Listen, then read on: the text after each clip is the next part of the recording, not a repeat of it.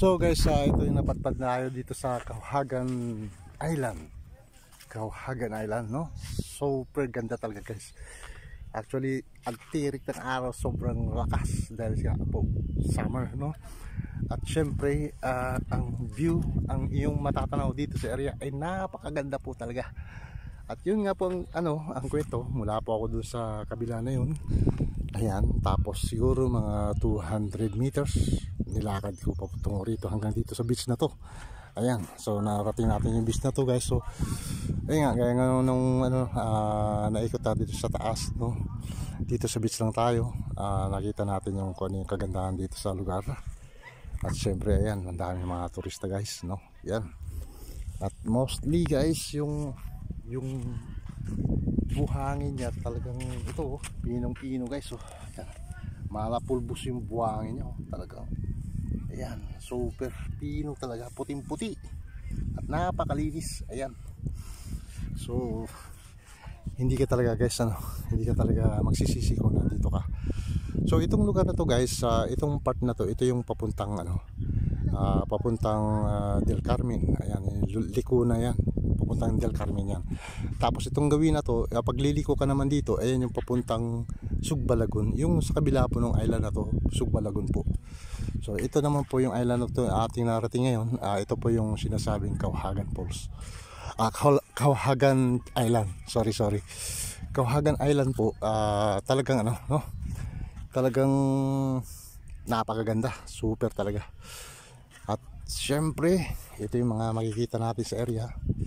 Ito nga, dami mga turista ngayon dito, no? So siguro kailangan din natin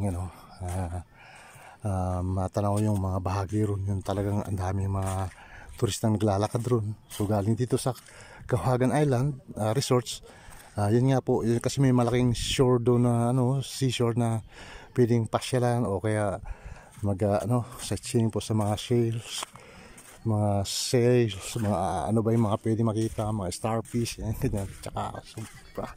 So ito guys, ito yung mga turista na dami pa rito. Tsaka yun, yung experience natin dito ibang klase yung araw na to guys. So ayan. Ayan sila, daming mga turista, oh. So talagang enjoy talaga. So yun nga guys, no?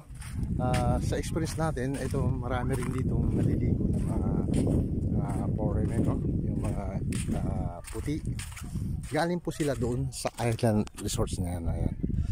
So ngayon, binaybay nila kanina. Actually, kasabay ko sila pumunta rito. So ako naglakad-lakad lang, no?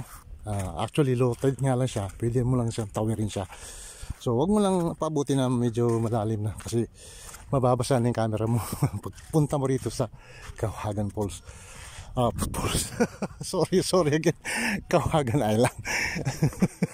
Kasi tunog kasi yung mga pangalan niya doon sa doon sa Camiguin Island. Actually guys, sa Camiguin Island daming doon mga falls doon. So puro falls na makikita mo talaga doon. Pero may mga beach talaga ron na gaya ng White Beach, no? Ayan guys, no?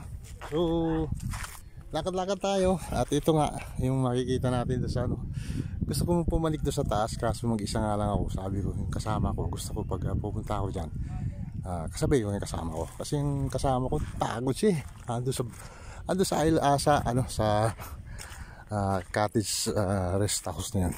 Doon kami banda, may yellow na farm boat. So yun, so yun guys, no? Ang ganda, super.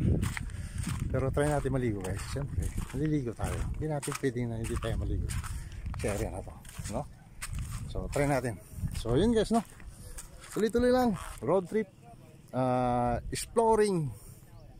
Kita-kits muli tayo guys. Thank you so much for watching. Napakasarap talaga rito. Sobrang summer, sobrang init. Mangingitim ka talaga. Ayan, yung tirik ng araw guys, yan lumalaban. So kailangan natin lumaban din. Ayan, so super ganda talaga. So yun. Cauhagan Island. See you next. Bye. Ayan, super ganda. Sobrang ganda ng experience natin yun. Thank you so much. Bye.